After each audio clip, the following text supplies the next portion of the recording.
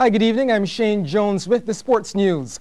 Leaders Sagicor UWI are in control of their game against ESA Field Pickwick in the Lime First Division at Foursquare.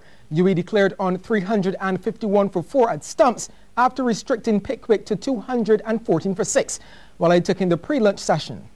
After resuming on 294 for 2 overnight, UE lost Omar Phillips for a brilliant 158 to declare on 328 for 4 with Floyd Reefer, who struck the 6 off Rashid Edwin, unbeaten on 35. When it was Pickwick's turn to bat, Jamar Phillips got right down to business, clearing the left leg and smashing Guilford Moore down the ground for 6.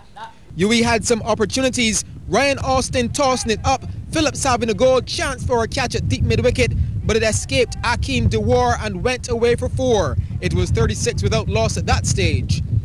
Phillips still on the goal, this time lofting Liam Sebastian over mid-off for another 4. Back to UE and their chances. They had the opportunity to get the wicket of Phillips via the run-out route. Good pickup and throw from Jonathan Carter. Phillips stranded, but the wicket-keeper Simon Natrum couldn't gather. Yeah, he'll try to forget that one. At the other end, his partner Clint St. Hill got in on the action. He got a freebie from Dewar and smacked it to the mid-wicket boundary for 4. 75 without loss now. Pretty big boundaries at Foursquare, so a lot of 2s and 3s on offer. Another run-out chance here, not given. And the UE fielders felt that they were hard done. But this replay shows that when the bails were broken, Phillips was safely home. That's a top decision by umpire Ricardo Harrison.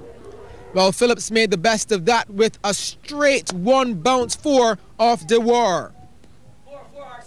And UE only had themselves to blame. This catch absolutely muffed by wicketkeeper Natrum, and Liam Sebastian just could not believe it. Well, when things aren't going your way, they just aren't going your way. Pickwick 114 without loss at lunch. Well, at Bank Hall, second place CGI Sunnycrest Maple are under pressure against ICBL Empire. Replying to Empire's first innings tally of 278, the Mapleites were put in a spinner's web by Jumel Warrican, who took 8 for 66 and were dismissed for 201. Empire closed on 81 for 3, batting a second time.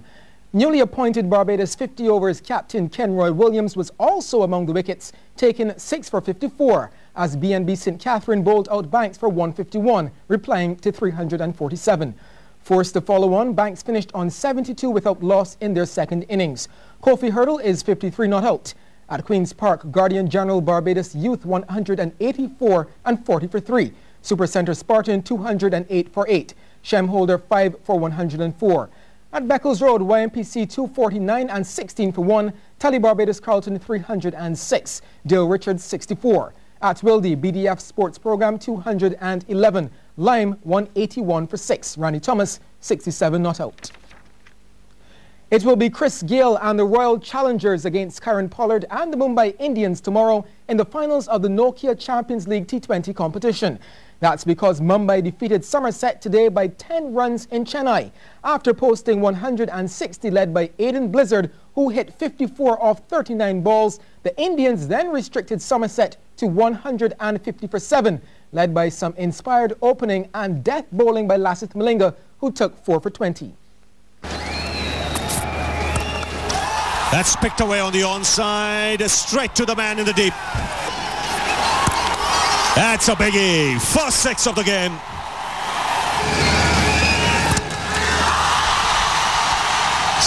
Six ball.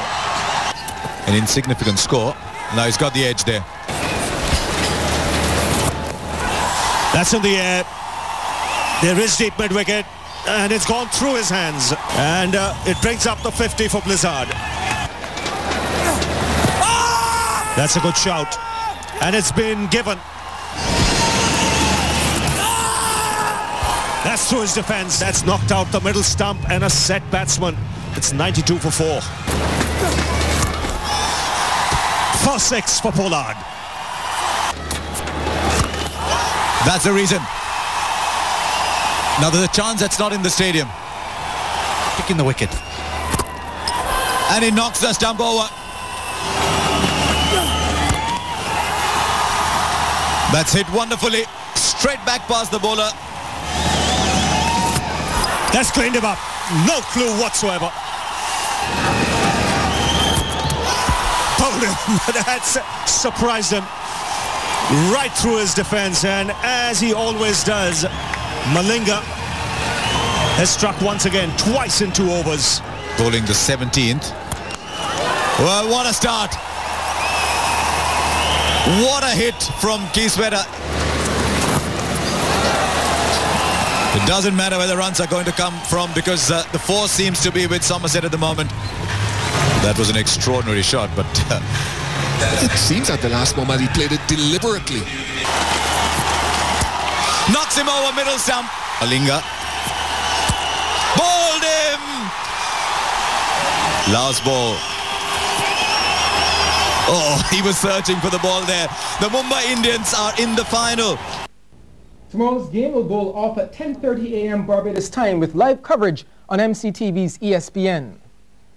The Barbados Community College has sent a warning at the start of their defense of the United Insurance Senior Schools Basketball Championship. Playing at home in the opening round of the competition, BCC hammered the Lodge School by a whopping 55 points. CBC's Melissa Farley reports.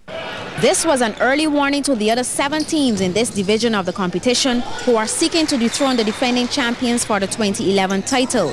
Lodge playing in blue had a rough task against the hosts. That was Jamal Ford who led the St. John team with 13 points. But they made a number of bad passes and BCC took advantage of them. An easy layup brings 2 more. And even from the 3-point line, College was on target.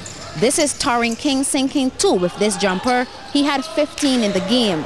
Lodge School found the going tough at the other end, but every now and then they would manage a basket. All the while the BCC ballers were smoking, continuing to outscore Lodge on every turn. No wonder they led 46-12 at the half. And things didn't get any better in the second. The passing was shabby on display, and that resulted in this turnover, the pass, and the easy layup. Despite BCC's tough defense, the St. John lads got through on this occasion, Ford stepping in with the pull-up jumper. Then another rare occasion for the Lodge, which resulted in another 2. But the BCC train was still rolling at the other end. This right-handed layup found its mark. So too did this baseline jumper from Jamal Hunter, who had 11. And then from the other side, Hunter nails another 1. And just for good measure, he knocks down a 3. But it was way too late. BCC, a massive 88-33 win. Melissa Farley, CBC Sports. Thank you, Melissa. Well, all is in order for tomorrow's 2nd edition of the Barbados Auto Racing League's day and night event at Bushy Park. It's dubbed Thunder and Lights, the last racing meet for the local season before heading to Guyana. It's not for any championship points, and we've removed the time brackets, which again is going to make this race meet that much more interesting, because the guys who most people say are sandbagging will be able to just put their foot to the metal and let the car go. So the time brackets have been removed for this. Our championship finish after the international race meet. So that is another element that's going to make this very interesting. And yes, after this, we pack up and go to Guyana for the final leg of the CMRC races. Organizers are expecting a big crowd, and I'll tell you what, there's a surprise in place for the fans. The drivers are very excited and keyed up to go. And most of the big cars are going to be out. And what's going to make it so exciting is that there's surprise reverse gridding. So the drivers are not going to know which race they're going to have a reverse grid, which means the faster cars will be at the back of the group, and it will be exciting to see them carve their way through the field and move to the front.